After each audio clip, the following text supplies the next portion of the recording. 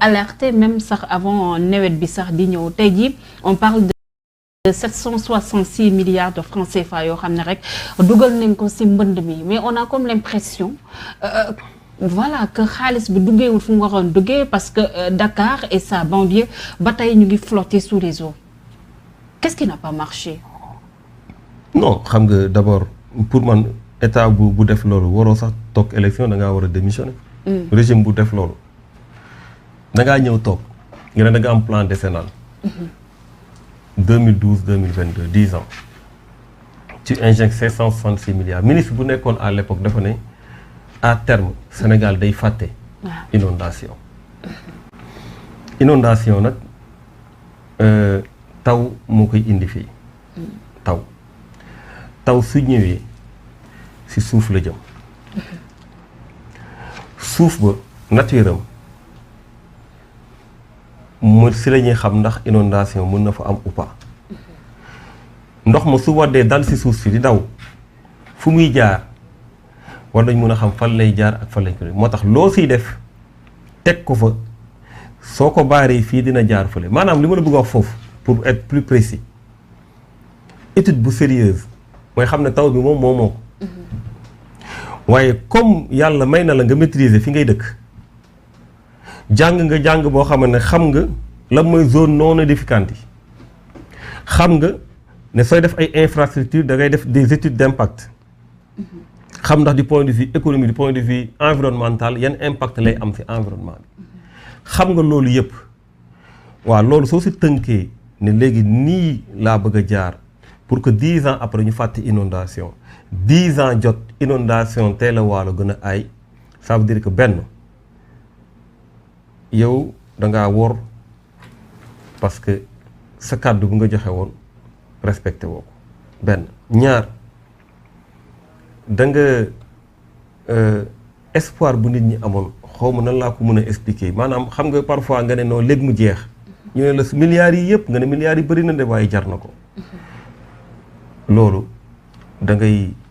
perdre espoir population yi parce que koo xamante ne këram mu ngi inondé c'est très douloureux man xam naa fi dara parce que j'ai vu des gens dañu naan chaque année ma ne damay jaay sama kër mais xaw ma fan lay dem nit ñi kenn bëggu fi dëkk te mënuma dem feneen tu vois des témoignages yu metti ça fait mal sa dignité exactement ñett mais alalu askan bi fa la dugg maanaam inondation yi nu muy yóbbee ay bagages yu nit di yóbbu ay këru nit dafa mel ni noonu lay yóbbee suñuy milliards mais milliards yooyu dañ ko soxla 766 milliards ñaata abri provisoire yu fi nekk la mën a changer ñaata ay infrastructures la mën a def si zone rurale yi ñu mën a fixer les populations nan ñaata agriculteur la mën a dimbale ñaata artisan la mën a dimbale ñaata nappkat sàmmkat la mën a dimbale nga ne noonu da nga koy def si inondation amoo si résultat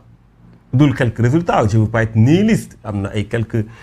résultats yoo si am mais globalement loolu promettroon la fin des inondations il y en a pas la somme aussi la somme elle est faramineuse te est-ce que waruñoo def une enquête parlementaire te léegi ma daaneel fa bu baax mais fu ma daaneel dinaa ñëw si loolu léegi mooy que ne liggéey bi lu mu laajoon mooy d'abord yow munoo wax loolu da nga koy def ba pare li koy indi arrêté woo ko parce que li koy indi bokk na ñi di dëkk foo xam ne waruñu fa dëkk yaa ngi continuer di dagg di joxe parce que état mooy joxe. la spoliation des terres. spoliation spéculation. nit ñi léegi si suuf si la ñuy amee alal bu dul jeex moo tax Sénégal léegi pour nga soo gisee garab sax da nga koy envie lëng parce que garab léegi dafa manqué si réew mi. donc y a une amul verdure y a rien y a que ça. sooy def ay infrastructure doo sóor ne ndox mi mun na def nii mun na jàll fële dugg si këru nit ñi yooyu yëpp bàyyiwoo si dara les mauvaises pratiques bàyyiwoo si dara te xaalis bi yaa ngi koy dépenser il faut que ñu leeral cette question là xaalis inondation yi il faut que ñu leeral ko enquête parlementaire bi nga wax mais xam nga jàpp sànq wax nga ko malheureusement dañu am majorité parlementaire boo xam ne xamul rôle am parce que affaire inondation yi ba mu amee ñu ne ñoom dañ siy jóg dañ siy dugal seen loxo ma ne c'est très bien mieux vaut tard que jamais mais ñu ne dañuy def mission d'information ma leen non procédé bi ngeen choisir baaxul. xool leen règlement intérieur bi mission d'information pour lan la. mission d'information c'est pour nga dem gëstu mu gën a leer nga jox ko député yi pour ñu gën a am ay outils pour mën a jàkkaarloo nguur gi. en même temps aussi y a la redevabilité war nga mën a waxtaan ak sa askan parce que député dara warul doon secret parce que askan bi la fi tawal dafa mel ni tey su ma la yónni woon fenn wala nga yónni ma fenn damay ñëw wax ne leen lii nga fa wax lii lañ fa wax parce que yaa ma yónni donc député dañ ko yónni ndaw la mais enquête parlementaire commission d'enquête parlementaire la ñu waroon teg leeral mbir mi ba mu leer nañu publier ko def rapport mais ñu def mission d'information lu gën a garaaw encore ñu jël mission d'information bi jël élément yëpp def ko ci benn dossier téye dossier bi dem yóbbul ko président de la république alors que compte tenu de la séparation des pouvoirs président de la république amuñu pour dem foofu di ko won le travail du législateur. Tout à fait. Ce n'est pas le rôle. Au contraire lu ñu waroon def mooy tënk su doon dem nañ bay def loolu ba mu ñàkk pexe ba xam ne jaxase nañ procédure yi boobu procédure rek moo fi am def nañ ko ba pare bay wëy na muus mais jëlal lu nga def nga def sa conférence de presse nga woo presse bi yëpp nga jébbal leen document bi sénégalais yëpp yëg ko parce que ñoom ñoo la yónni assemblée nationale du président moo la yónni assemblée nationale mais defuñu ko. Tout à fait. donc lii yëpp dafay firnde ne soo échoué première législature 12e législature en tant que majorité échoué 13e législature en tant que majorité mais war ngaa nag vraiment bañ a taxaw di laaj pour 14e législature pour refaire la même chose nawoon fa woon bi dafa war a jeex. donc ñu ngi wax population yi que ne ñi nekk majorité Benno Bokk Yaakaar représenté wuñ leen seen bopp la ñu représenté. xool leen ñu leen ba war a représenté ngeen tànn leen. loolu tax Aar Sénégal mu def contrat de législature ne la ñun xam nañu assemblée fan la toll xam nañu fan lañ koy yóbbu te ku si ñun parcours bu mu am dans le judiciaire dans l'exécutif dans le législatif parce que yàlla moo def loolu coalition bi am na ñu nekkoon justice am na ñu nekkoon législatif am na ñu nekk judiciaire am ñu nekk exécutif xam nañ nan la ñuy tëggee mbir yi ba assemblée nationale mu méngoo ak askan bi nu mu ko bëgg. d'accord dugg nga sax ci biir campagne bi voilà Aar Sénégal sànq yaa ngi koy wax qu'est-ce qui différencie Aar Sénégal des autres candidats aussi des autres partis yi nga xam ne mun nañu wax ne ñu ngi xëccoo vous êtes au nombre de 8 fu mu toll nii mun nañu wax ne ñu ngi dernier virage bi ku nekk mu ngi jéem a def kéem lay kattan pour am li nga xam ne mooy scrutin sénégalais des fois sax ñu gis ne aussi voilà tamante dëmm bi ci biir langue politique bi balaa ñuy ñëw ci tamante dëmm beeg yooyu dañuy wax l'essentiel mooy carrément qu'est-ce que vous proposez de mieux jox na bokkum. alors gis nga Aar Sénégal li assemblée soxla moom lañ proposé dama laa wax léegi sànq ne la Sénégal xam nga lu ma suñu problème mu nit la parce que loi yeeg yu ci bëri baax na problème mu nit la nit mooy lan mooy nit ki nga yóbbu ko fenn mu nekk fa ak ngorom nekk fa ak dignitéem xam objectif bu ko fa yóbbu mu nekk ci ak fulla ak fayda xam ne kenn mënu ko jënd une équipe comme ça ji nga page bi dafa diis maa leen naan nañ tourner page mais tourner bi yombul parce que dafa bëri ay pratiques yu ko wër parce que damay wax toujours élection avant la et après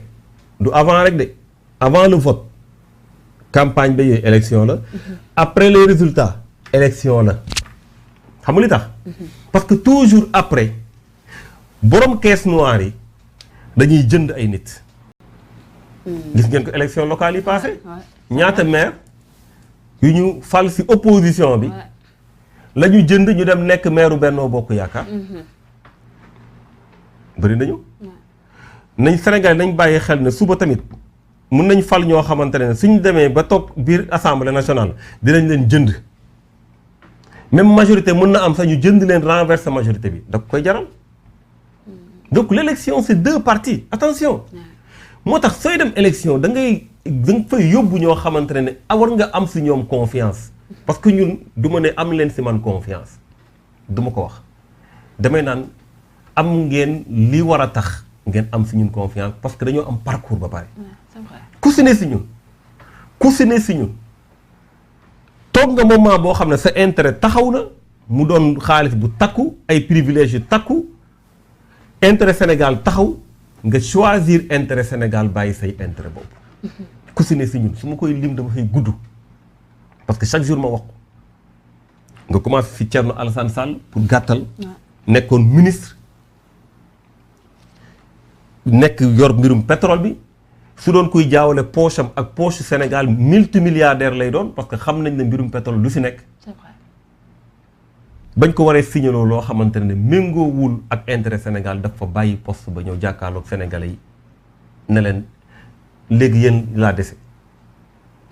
Sénégalais yooyu nañ ko sagal.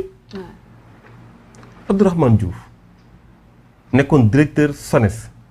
nekk consultant international SONES ba mu jugee fa parce que dafa def liggéey bu anam bu mu mën a baaxee mu mënoon nag tàppale def lu gaa yi bëgg toog nekk fonctionnaire international mënoon am alal fu ne ñëw Sénégal jàkkaarloo ak askanam nañ ko delloo njukkal. Cheikh Oumar Sy nekk biir société civile def liggéey bu takku autoroute à péage bii suñu demee ba jógee 1000 francs dem 800 millions ba par état di si am part et tout ça am na lu mu si def moom parce que combat boobu la bokkoon. combat littoral combat ressources minérales yi combat yooyu yëpp mu ngi si munoon dem fu ne kooku nañ ko jox cër nañ ko sagal parce que mérite na nekk fu mu war a nekk pour représenter Sénégalais yi. Juge Dème mais Juge Dème c'est un magistrat salaire am moo ëpp salaire u député te ba muy retraité la ba muy retraité kooku tey principe tax mu démissionné conseil supérieur de la magistrature démissionné en tant que magistrat jàkkaarloog askan bi. Théodore Monteil l'un des meilleurs députés du Sénégal. Il faut le dire hein. def liggéey bu am solo assemblée nationale kooku mënoon na nekk fu ne mais toujours mu jàpp taxaw si ay principe ku mel ni Marème Soda Ndiaye Benjamin de l'Assemblée nationale bokk si ñu fa mujjee ñëw parce que Aïssata Tall Sall la remplacé nit ñi dañ koy fàtte ba mu ñëwee gars yi rawee nañ ko lu bëri mais dafa ñëw dabee ndax pertinence am ndax taxawaayam ndax ay principe am. En plus, c'est une vraie actrice de développement. Elle est trop dans le social. En plus, elle est, dama koy fàtte sax di wax, elle est dans le social, elle est dans la santé, elle fait beaucoup de choses pour ce pays. Mais ñooñu ñëpp tey c'est une équipe bi nga xamante ne dañoo joxe seeni preuve avant lii di am donc ñooñu leer na la ne soo leen yóbbee assemblée nationale dinañ def liggéey bi fa war ci biir assemblée amul sax leem-leemal amul sax hésitation loolu lu leer la beneen bi mooy dañu am programme. te programme ay nit ñoo koy doxal nit ñoo xamante ne lu ñu mës a wax dañ ko def suñu tegee programme suñu demee am majorité mais li ñuy wax ci programme dañ koy def. mais seen donc loolu mooy lu leer naññ loo xam ne mën naa la ko wax ci Aar Sénégal ba war a mën a tax sénégalais yi xam ne su dee bëgg nañu tourner la page bu am bëgg ay députés yi leen di représenter Aar Sénégal la ñu war a woteel. mais mode de fonctionnement bi nga xam ne nemmeeku ne ko à l'hémicycle ak les lois yi nga xam ne mën nañu wax fu mu toll nii moo régir code de